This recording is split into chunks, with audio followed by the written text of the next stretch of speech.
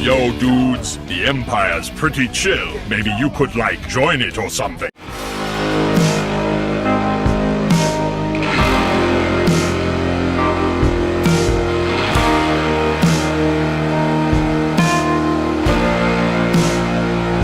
Hey everyone, Lucamus Prime here, and welcome to another franchise ranking video. Today, guys, I'm going to be ranking another James Bond movie franchise today, and this video, guys, is going to be a ranking for the James Bond films, which of course star Roger Moore, may rest in peace, as James Bond. So yeah, guys, Roger Moore, of course, starred in 7 movies which I own, and I'm going to be ranking them from best to worst in my personal opinion. So if you guys don't agree with me, that's absolutely fine, but please respect my opinion just like I respect yours. Okay, so starting with a ranking then. So my favourite movie by Roger Moore or as James Bond would have to be, so I'm going to be going with, of course, one released in 1981, which is, in first place for me, For Your Eyes Only. So yeah, this is my favourite Roger Moore James Bond movie of all time, and yeah, I really love this movie. I really do. I think it's a really great movie, directed, of course, by John Glenn. So what I think is amazing about it is that Roger Moore, of course, gives a great performance as James Bond, in my opinion, in this movie. He does a great job playing him. And what's great about it as well is the film has a pretty awesome moment. And my favourite scene in the whole film, guys, in terms of action, is definitely the ski chase. The ski chase is absolutely awesome, and it does have quite a long time in the movie, but it doesn't get boring at all for me. It's just an absolutely awesome stunt to watch, in my opinion. Just really fun to watch, in my opinion, and just so cool. And the cinematography for 981 standards is also fantastic as well. And I also, as well, loved the music by Bill Conti as well. And I like how we went for more 80s aesthetic as well.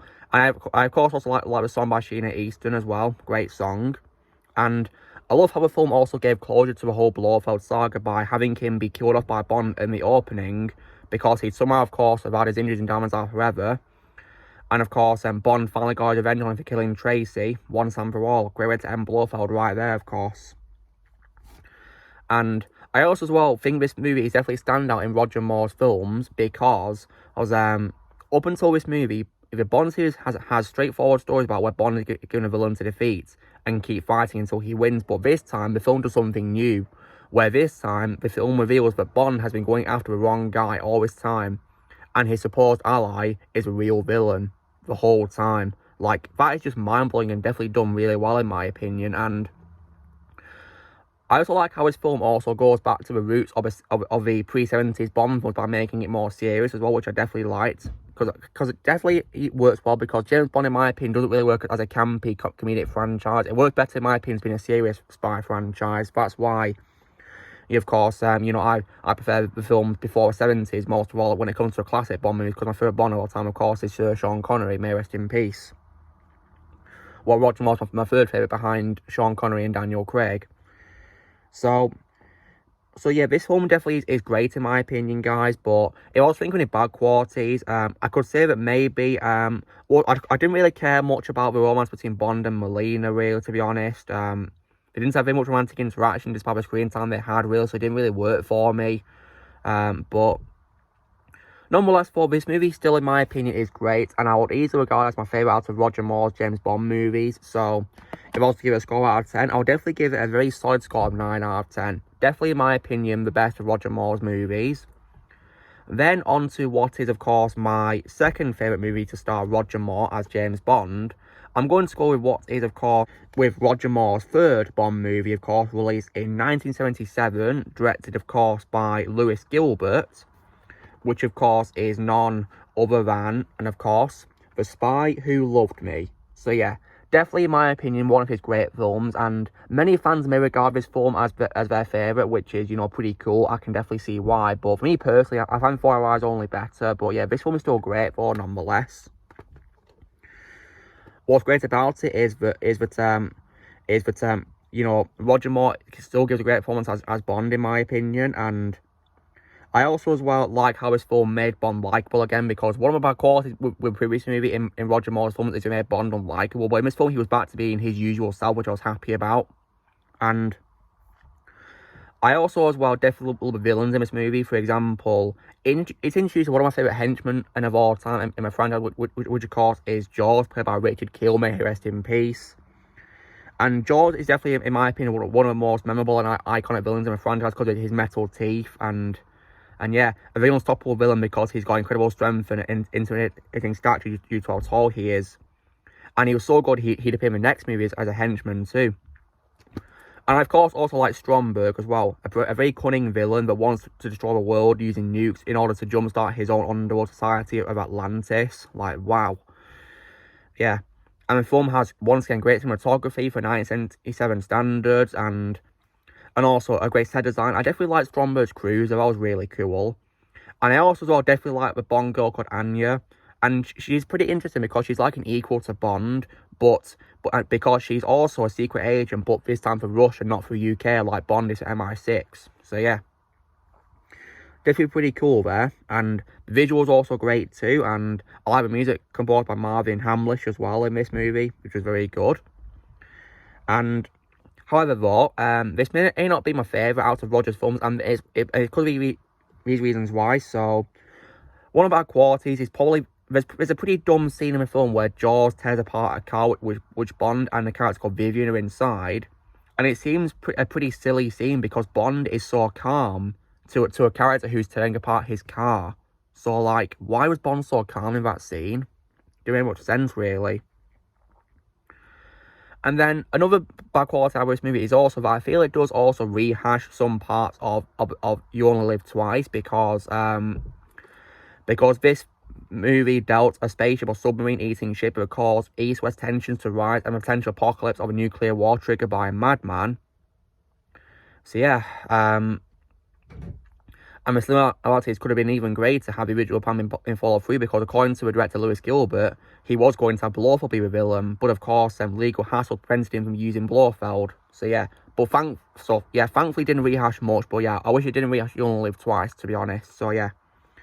So, nonetheless, I still love The Spy Who Loved Me. Easily, in my opinion, my second favourite of Roger Moore's Bond films. If I was to give it a score out of 10, I'll probably give it, once again, a very solid 9 out of 10. So, yeah, same score I'll give For Your Eyes Only, but I prefer For Your Eyes Only in first place, though. Then, in third place, I'm going to go with what is, of course, the film that actually started off Roger Moore's career as James Bond, which, of course, is none other than 1973's Live and Let Die. Which of course was directed by Guy Hamilton, and this is definitely, in my opinion, a great start to Roger Moore's tenure as James Bond, in my opinion. Really great start, in my opinion. What's great about it is Roger Moore gave a great performance in his debut as Bond in this movie. Really did a great job, and I definitely as well, one particular standout for me is probably the villains. I definitely love Yaphet Kotto, may he rest in peace, as Mr. Big, the villain, and also known, of course, as Kanaga, and definitely, in my opinion, a great villain, and probably my second favourite role of Yaphet behind Parker in Alien, and I definitely as well love the addition of Julius Harris as his henchman called Teehee.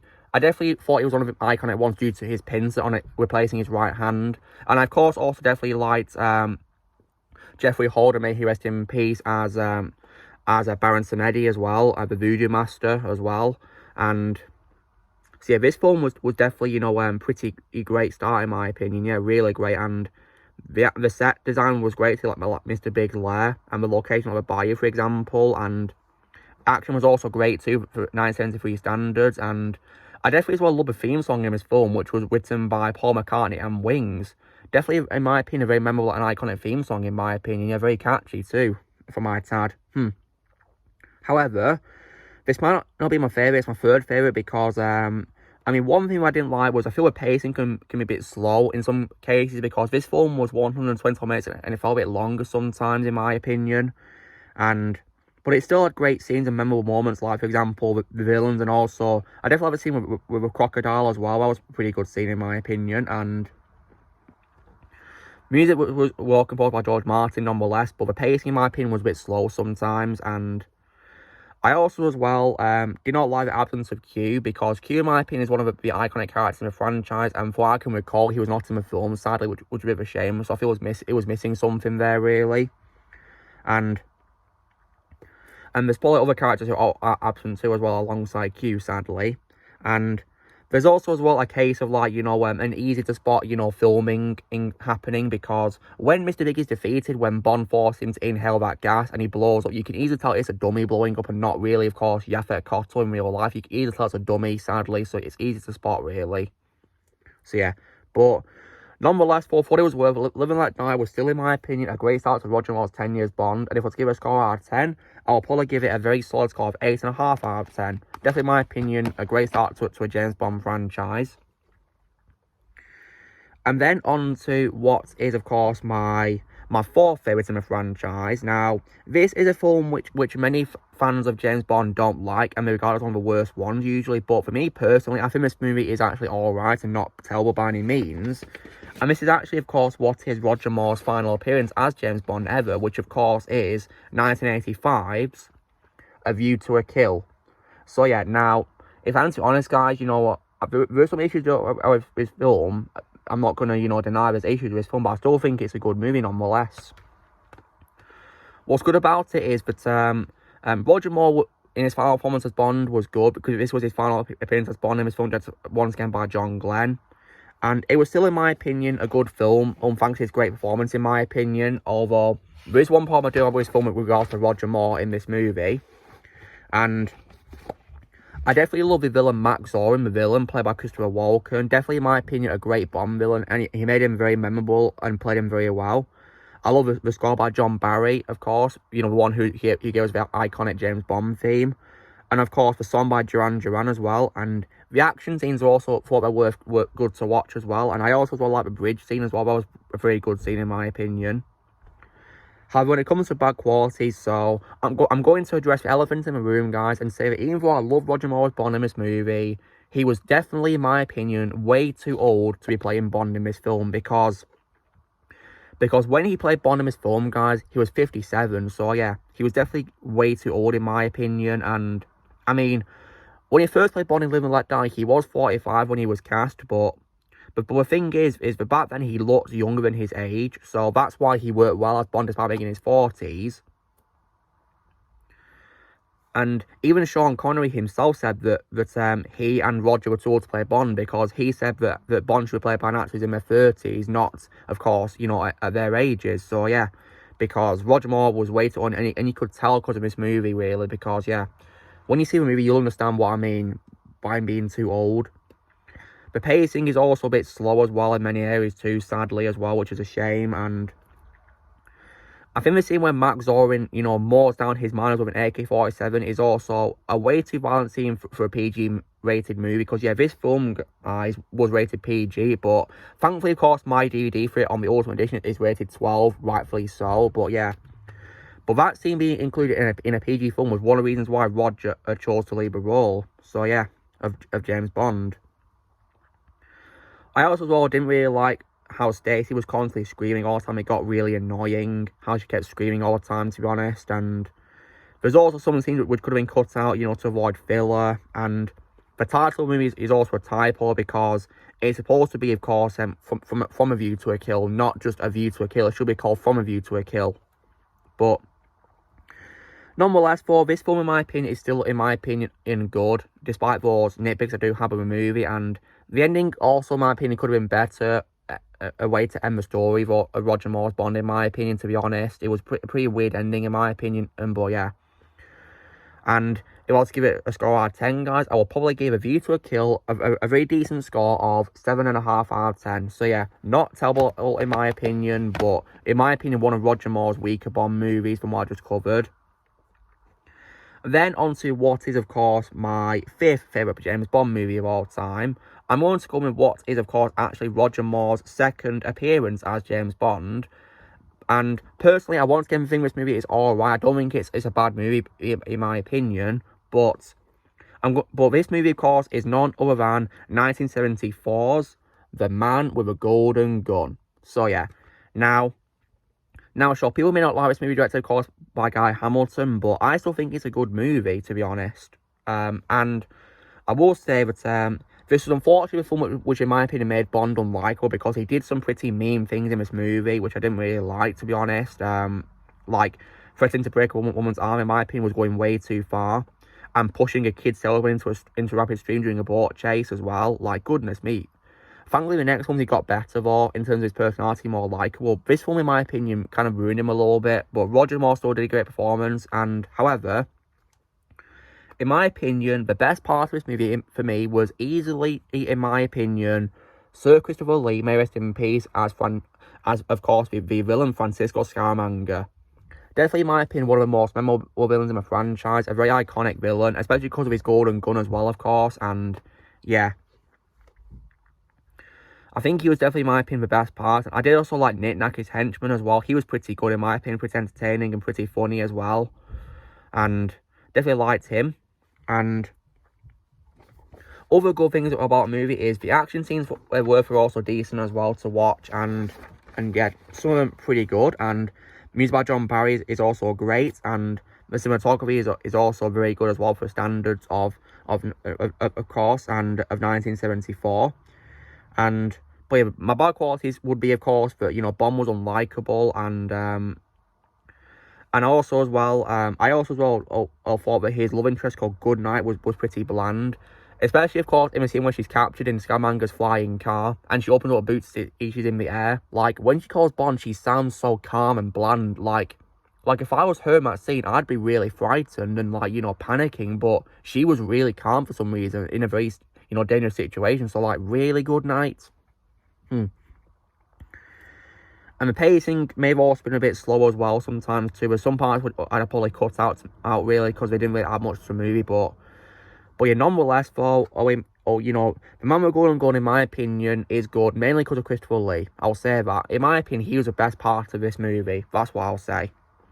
Because, yeah, he made Scaramanga a very memorable villain, and one of my favourite roles of all time from Christopher Lee. May rest in peace. So, if I was to give a Man with a Golden Gun a score out of 10, I'll probably give it a very decent score of 7 out of 10. That's what I'd give it.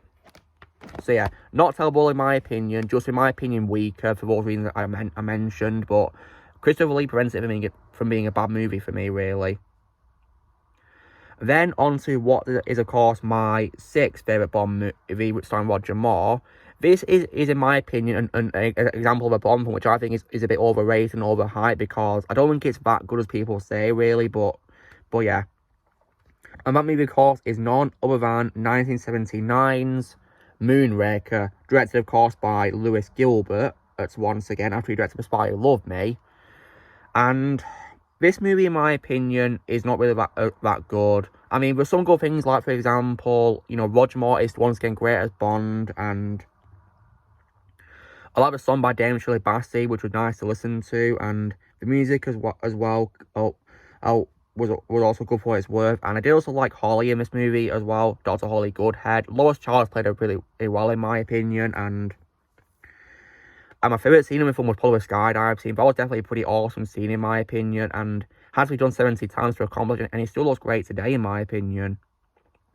Yeah, it's very impressive.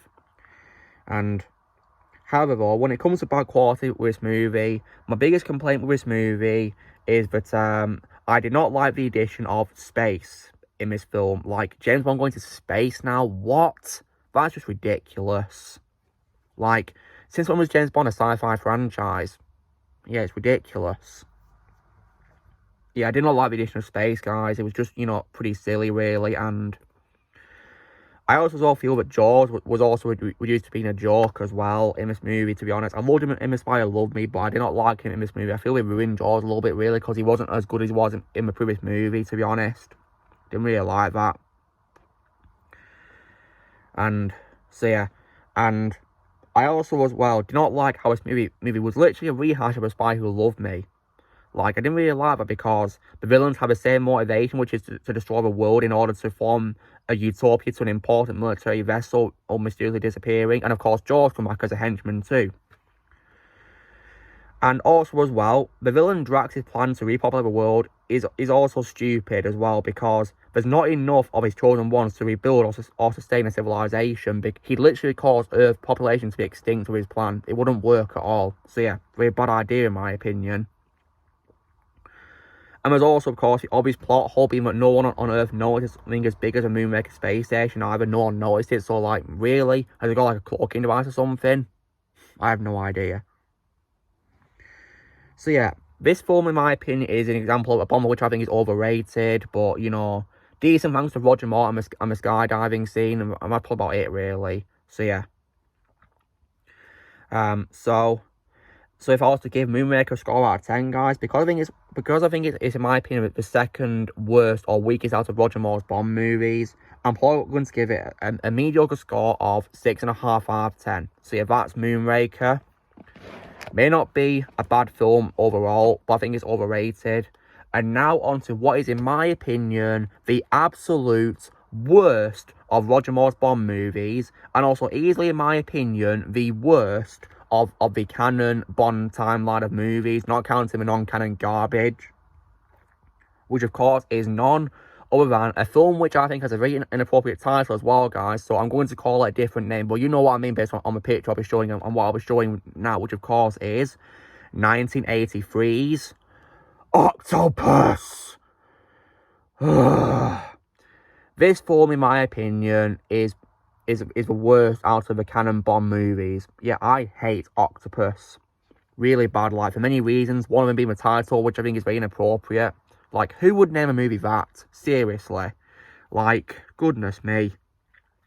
I mean, I get that it's, you know, by the novelist Ian Fleming, but, like, really? Who names a book that? Seriously, that's just not really appropriate. Especially because that's the name of the character in this movie as well. Like, there's barely anything good about this movie, to be honest, guys. And I guess maybe that Roger does the best he can as Bond with what he's given, even though he has horrendous direction to work with. And the song by Rita Coolidge is also good too, as well, I guess. And the music as well by John Barry is also good too. But yeah, this film directed by John Glenn has lots of bad qualities, which is why, in my opinion, it's the worst of the canon films. So, like, for example, in my opinion, guys, the pacing in this film is absolutely dreadful beyond all belief, because for a film which is 131 minutes, the pacing is really slow and it gets so boring. Like, because when watching the movie on Amazon Prime in my marathon I did last year for the James Bond classic movies, I nearly fell asleep because I was so bored with watching it. I wanted it to be over. Like, because it was so boring, and the film also has many dumb scenes which I did not like and I was, you know, cringing at. One in particular that I did not like was probably the scene where Bond is in disguise as a clown. Like, what? Are you having a laugh? Why would Bond dress up as a clown? That's just so ridiculous beyond all belief. Like, that was way too silly and was just, like, completely going too far, in my opinion. Like, oh, God. Oh, I did not like that scene at all. And also, I also feel this movie was also way too campy as well in many areas too. Like, I don't get it, because, like, you're supposed to be serious, so why are you trying to be campy at times? That's just, you know, ridiculous. Like, for example, scenes with Bond dressed as a gorilla. Like, what? So you having me a clown and a gorilla in this movie? Are you having a laugh? That is just so dumb right there. And also, you know the title character herself called Octopus, who I'm going to call, guys, because I hate that title. Like, she's built up to being a formidable woman with her own empire, but a few times she engages in a fight, she gets beaten up rather easily. So, like, what kind of villain is that? Ridiculous. Like, in my opinion, a much better female villain than Octopus, in my opinion, is probably Xena on top of GoldenEye. In my opinion, a way better female villain than her, for sure. And I'll be talking about her when I of course, rank Pierce Brosnan's Bond movies, which will be my next ranking video after this one.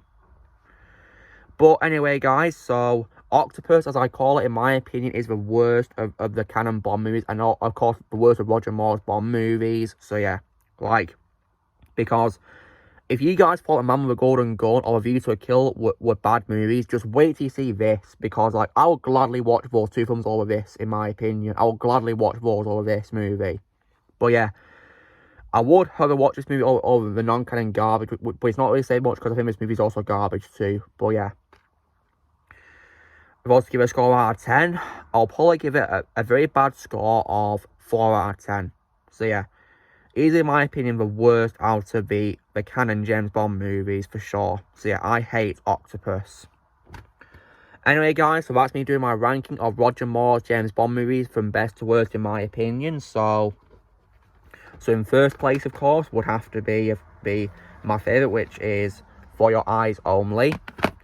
My second favourite would, of course, be The Spy Who Loved Me. Then my third favourite would have to be, of course, Live and Let Die. Then my fourth favourite would have to be, of course, A View to a Kill, Roger Moore's final Bond movie. And then, of course, my fifth favourite would of course, be The Man with a Golden Gun. In sixth place would, of course, be Moonraker, in my opinion, an overrated Bond movie, because I don't think it's that good. And then, of course, in last place, I despise it, of course, Octopus, as I call it. So, yeah, screw up movie all the way. So, yeah, so, guys, this video, my ranking of Roger Moore's Bond films. So, you know, drill, guys, be sure to give this video a like. Also, be sure to let us know in the comments how you guys would rank Roger Moore's Bond movies from best to worst or weakest in your opinion, how you rank them. Let me know in the comments below. Also, be sure to join Team Prime by pressing subscribe for this in the future. If you'd like to be a member, you can press on easy piece ads or you can know description. And the name's Prime, Lucamus Prime.